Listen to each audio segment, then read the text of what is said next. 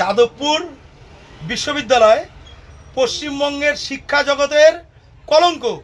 আজকে যাদবপুরে যেসব ঘটনা ঘটেছে, কোন ভরসায় মানুষ তার সন্তানদের ওখানে পড়াশোনা করতে পাঠাবে? ওটা কি পড়াশোনা করার জায়গা না উচ্ছৃঙ্খলতার জায়গা? আজকে রাজ্যের মন্ত্রীর সঙ্গে ওখানে যে আচরণ হয়েছে, অন্য অন্য তাদের সহপাঠীদের সঙ্গে যে আচরণ, মারপিট করা হয়েছে, আজকে প্রত্যেকের জীবন বিপন্ন। আজকে অধ্যাপকদের মারধর করা হয়েছে। আজকে এই উচ্ছৃঙ্খলতার বলি আমার সন্তান। আজকে যাদবপুরের এই উচ্ছৃঙ্খলতার জন্যই আজকে আমাদের সন্তানকে হারাতে হয়েছে। আজকে আমাদের প্রত্যেকটা দিন রাত আমাদের হাহাকার করে কাটাতে হচ্ছে। যাদবপুর আমার সন্তানকে ফিরিয়ে দিতে পারবে? এইসব উচ্ছৃঙ্খল ছেলেপেলে যা করছে, আবার যদি আমার সন্তানের মতো একটা সন্তান মারা যায়, তার দায় কে নেবে? অত্যন্ত বাংলার শিক্ষা জগতে যাদবপুর